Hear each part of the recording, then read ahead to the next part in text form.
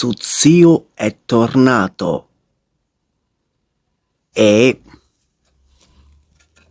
credo proprio che bisogna parlare di una lotta, perché di lotta oggi si parla.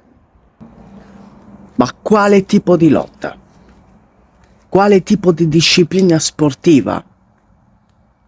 Ce ne sono di diverse, abbiamo parlato del Samur Sarda, ma Suzio la promessa l'aveva fatta.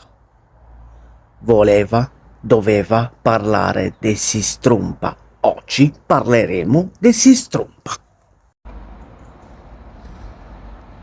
Sistrumpa ci somiglia un attimo alla lotta greco-romana, ma credo che la lotta greco-romana abbia preso molto da questa disciplina antichissima che è stata praticata nei tempi della Sardegna, che è stata molto tempo prima della Sardegna che fu e che viene fatta anche adesso, in questo periodo, in questi tempi. Sistrumpa continua a essere ancora praticata. Ma bando alle ciance, andiamo con le immagini raccolte e con la scheda tecnica che Suzio sta facendo per voi. E quindi che cosa aspettiamo? Via col filmato! Sistrumpa ha origini molto antiche. Già dai tempi del Nuragico questa disciplina veniva praticata e perlomeno la presa principale è sempre la stessa, col busto semiflesso in avanti e le gambe leggermente piegate, divaricate, col braccio sotto l'ascella da una parte e un braccio sopra la spalla dall'altra, come si può vedere in questi bronzetti di Uta, trovati a Uta, che raffigura proprio questo. E il principio è sempre quello di buttare a terra l'avversario, senza però cambiare questa presa, che è la caratteristica principale di Sistrumpa. Con i tempi passati e presenti, Sistrumpa non cambia ad una virgola il suo modo di combattimento, tanto che nel 1985 hanno pensato bene di fare un torneo a Ollolai, ma non c'erano dei regolamenti veri e propri, per cui sono stati creati dei regolamenti basati sui racconti degli anziani di Ollolai, per l'appunto, e dei paesi limitrofi.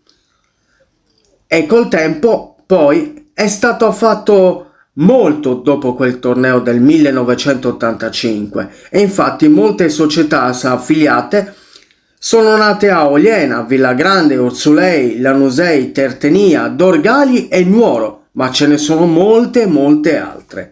Per i veri e propri appassionati di questa disciplina, nel 1995 è nata la Federazione di Sistrumpa, affiliata alla FILC, ovvero Federazione Internazionale Lotte Celtiche.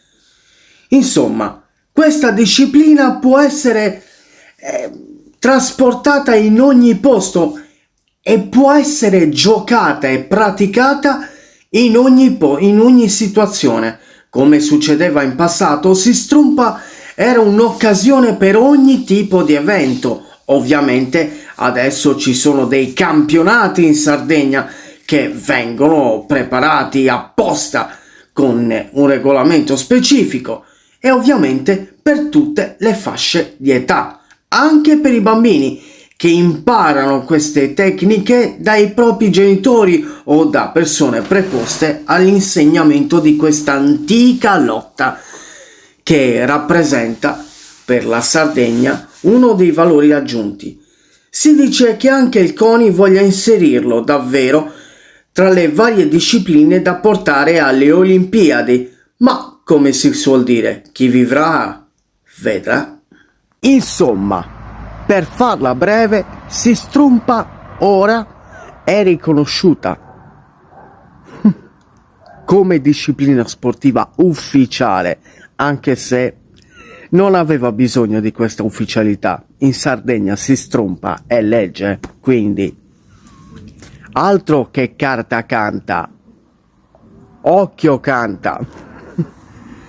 E questo non è altro che la conclusione di questo piccolissimo excursus su Sistrumpa, perché magari su Zio non è che abbia trovato tante informazioni, ma credo che voi nipoti possiate andare a vedere in internet di che cosa si tratta. Magari qualcuno di voi vorrebbe vederci chiaro.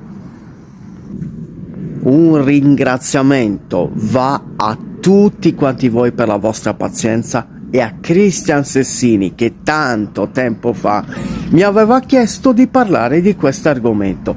Ora finalmente che su Zio ha ripreso un attimino i binari del treno per il viaggio, ha intenzione di continuare a viaggiare e non fermarsi, e spero che qualcuno di voi ancora voglia accodarsi al vagone.